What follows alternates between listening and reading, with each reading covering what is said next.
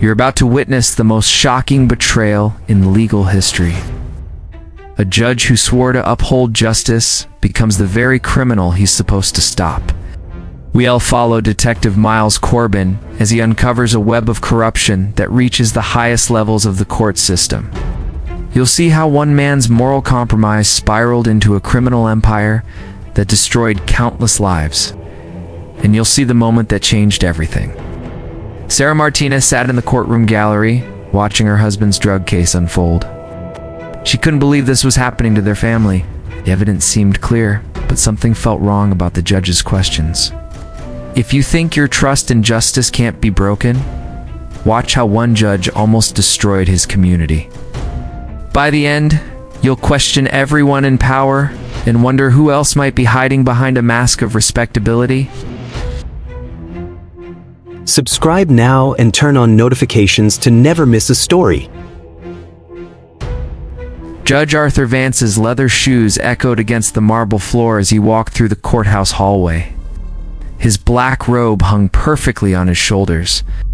The bailiff straightened when Vance entered the courtroom at exactly 8:30 a.m. Everyone in the room saw a man who represented everything good about the justice system. Vance's eyes scanned the courtroom before settling on the defendant. Marcus Thompson sat at the defense table wearing an orange jumpsuit. The 24-year-old drug dealer faced charges that should put him in prison for 8 to 12 years. 3 kilograms of cocaine, distribution charges, money laundering. The evidence looked solid on paper. The prosecutor stood up and presented her case with confidence. She showed photographs of the drugs found in Thompson's apartment. Bank records proved he moved large amounts of cash through multiple accounts.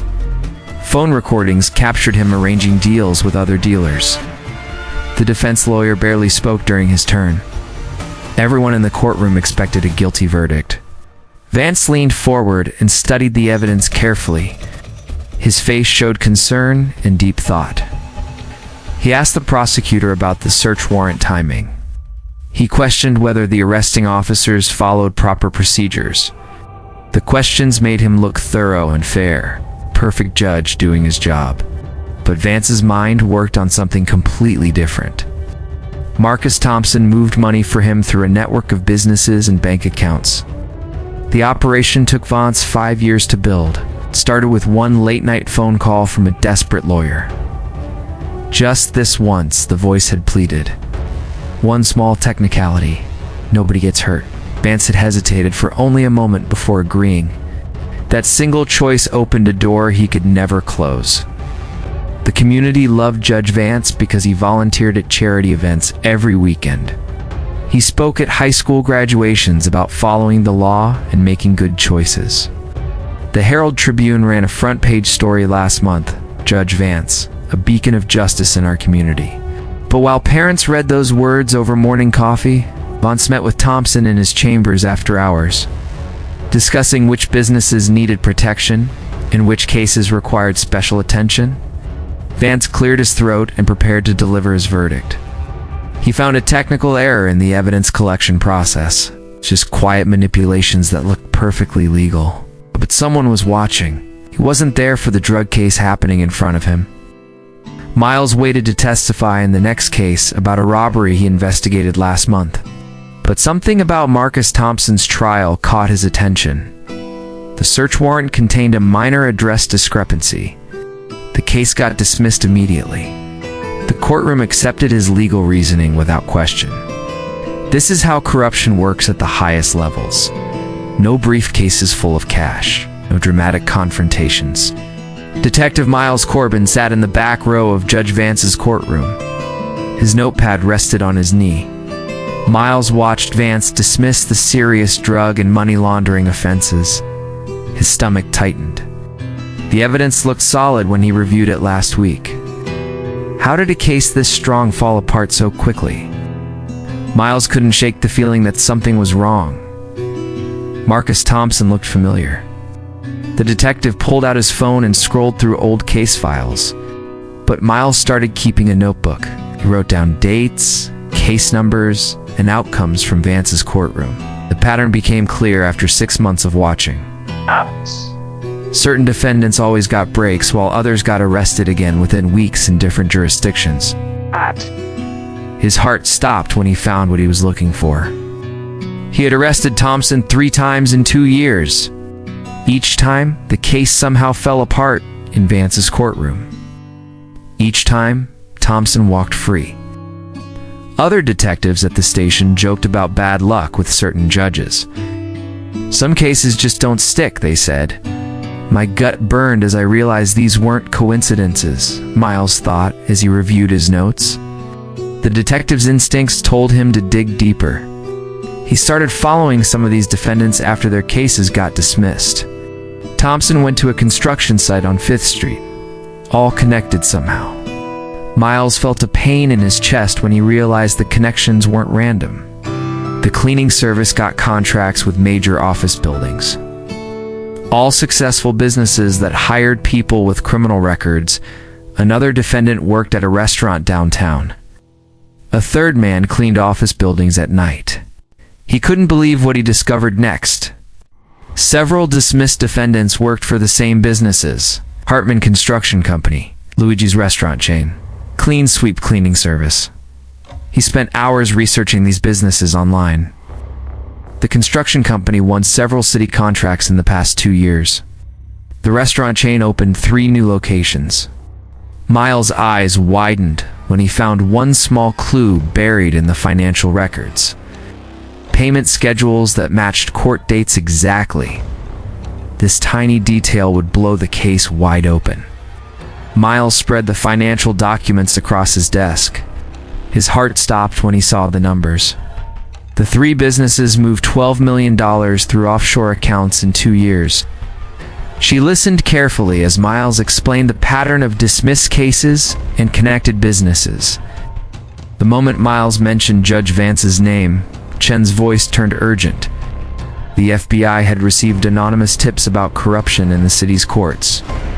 They needed someone with inside knowledge to make the case stick. Money came in through the construction company. It went out through the restaurant chain. The cleaning service handled cash deposits that never showed up in official records. Miles called the FBI field office downtown. Agent Sarah Chen answered on the second ring. Vance felt something was wrong when Miles started asking questions at the courthouse. The detective talked to court clerks about case files. He requested copies of old transcripts. Other judges mentioned seeing Miles in their courtrooms taking notes. Vance's calm facade began to crack. His hands shook slightly when he signed documents. He started checking his phone every few minutes.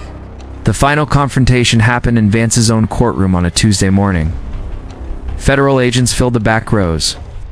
Miles sat at the prosecutor's table with boxes of evidence. Agent Chen stood beside him. He showed photos of defendants who worked for Vance's operation. Phone recordings captured conversations about court dates and case dismissals. The evidence filled 3 large boxes. Agent Chen explained the federal charges: bribery, extortion, money laundering, racketeering. Vance entered his courtroom at exactly 8:30 a.m. like always. His calm mask cracked when he realized his own gavel had become his cage. Miles presented bank records showing money transfers between the businesses. Vance tried one desperate gambit, claiming prosecutorial misconduct and demanding evidence be thrown out. His voice grew louder as he spoke, but the federal agents had followed every rule. It warrants for everything. Vance's legal arguments fell apart one by one. In the gallery, Maria Thompson watched the proceedings with tears in her eyes. Her brother Marcus had been one of Vance's pawns, trapped in a cycle of crime because the judge needed him on the streets. She couldn't believe the man who destroyed her family's life was finally facing justice. The community couldn't accept that their beloved judge betrayed everything he claimed to represent. Local newspapers received angry letters defending Vance. Parents who trusted Vance with their children felt sick. High school students who heard his speeches about following the law felt confused and angry. Federal agents arrested Vance in his chambers that afternoon. Television cameras captured him in handcuffs walking through the courthouse he once ruled. The damage was done. Trust in the system broke. People wondered who else might be hiding behind a mask of respectability. She brought her daughter to hear his speeches about following the law. Now she can't trust any adult authority figure. Her daughter asks why the good judge turned out to be bad. Linda doesn't know how to answer. Active Miles reopened 17 cases that Vance had dismissed. Families like the Thompsons finally got justice. The scars run deeper than courtroom victories. Linda Martinez volunteered with Judge Vance at charity events for 3 years. Judge Vance's story shows us that corruption doesn't always look like briefcases full of cash. Sometimes it wears a suit and speaks about justice. The most dangerous criminals are often the ones we trust most. Have you ever seen someone you trusted turn dark? Share your story in the comments, because vigilance starts with us. If this story gripped you, hit like and subscribe. This channel tells the untold tales behind the closed doors of power. And that's the end of this incredible journey. Thank you for sticking with us through every twist, turn, and revelation. Your time and support mean the world to us. But the stories don't stop here. If you love thrilling, suspenseful, and captivating tales, make sure to subscribe and hit that notification bell so you never miss the next gripping story. Got thoughts on this story?